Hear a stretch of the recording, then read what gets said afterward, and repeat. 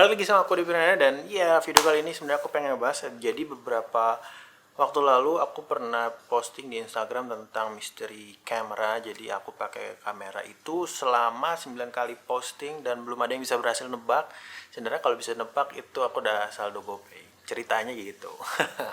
Tapi sebelum mulai mungkin sedikit prolog kalau sebenarnya ya kita sedang dalam masa pandemi ketika video ini dibuat. Semoga teman-teman pada keadaan sehat semua, tidak kekurangan satu apapun. Kalau yang sedang dalam keadaan tertimpa musibah, semoga cepat sehat ataupun cepat pulih dari keadaan tersebut. Ya, oke, mari kita lanjut ke videonya. Nah, kamera yang gue bahas kali ini adalah sebuah kamera yang bisa dibilang ini kamera udah lama banget keluarnya, tapi combo ini menghasilkan hasil gambar yang bisa gue bilang bagus. Nah, kameranya apa gue udah reveal di Instagram, tapi kalau yang belum lihat Instagram, ini adalah kameranya.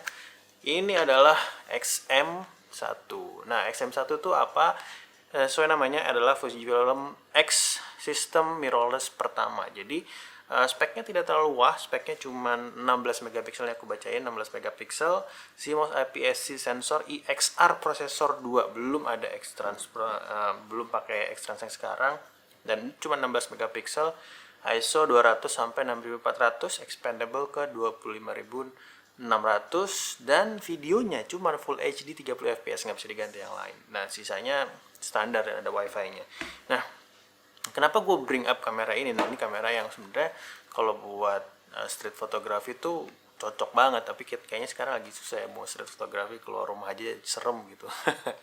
Nah, video ini sebenarnya menjelaskan kalau di 9 foto yang aku ambil waktu di Instagram itu ada beberapa yang aku kasih lihat fotonya kayak gini, dan buat food oke, buat foto portrait oke, buat foto casual juga oke. Nah, yang jadi concern utama adalah sebenarnya bodinya adalah XM1 ini harganya bisa dibilang sangat terjangkau. Nah, dengan harga 2 jutaan kalau nggak salah sekarang.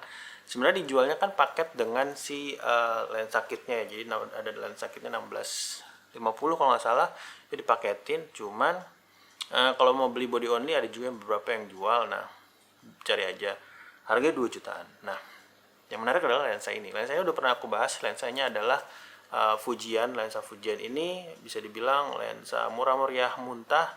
Jadi lensa Fujian 35 mm f1.7. Nah, mungkin next video aku akan bikin tipsnya untuk memakai lensa ini. Tapi secara overall lensa ini itu menghasilkan bokeh yang swirly bokeh. Nah, ini aku kasih contohnya juga, fotonya di sini yang aku ambil waktu aku taruh di posting Instagram.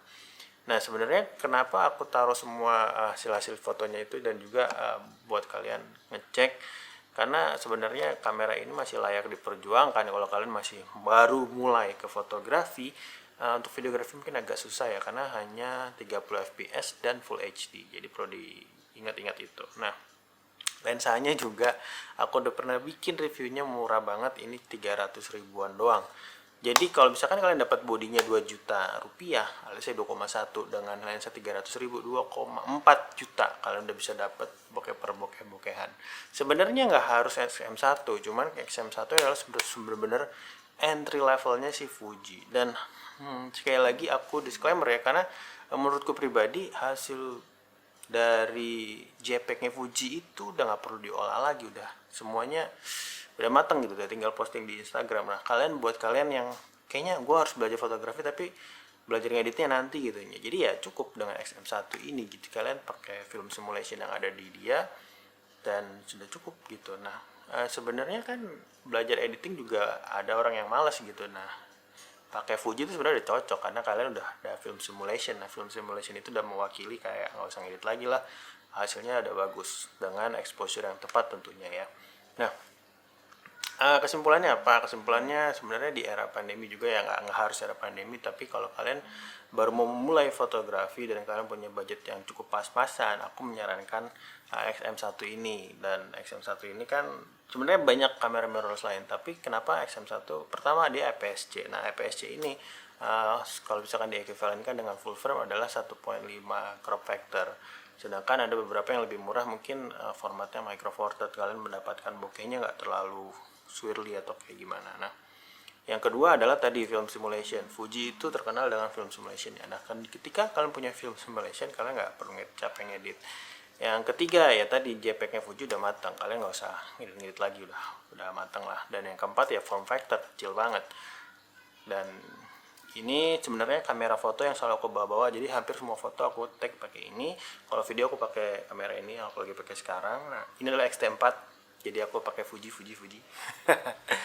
X-T4 kenapa berpindah dari Canon EOS R? Aku sebelumnya pakai EOS R, kenapa pindah X-T4? Next video kita bahas. Nah, tadi mungkin alasan-alasan aku kenapa aku pengen share tentang XM1 ini, dan sebenarnya ini the perfect companion kalau misalkan kalian bawa kemana-mana, cuman taruh nggak terlalu membebani.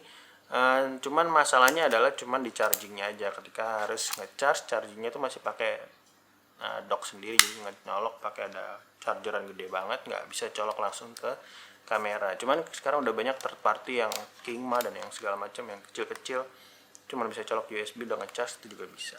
So pick your weapon. Jadi ya sebenarnya di rumah aja juga bukan menghalangi kalian untuk menjadi kreatif. Semoga video ini bisa jadi salah satu inspirasi buat kalian. Kalau di rumah aja kita bisa bikin foto-foto yang inspiratif dan juga menarik gitu. Oke, terima kasih udah menonton, dan mungkin kita akan bahas sesuatu lain lagi di channel ini tentang Fujifilm, terutama X-T4 aku pengen bahas. Sampai ketemu di video selanjutnya. Terima kasih sudah menonton.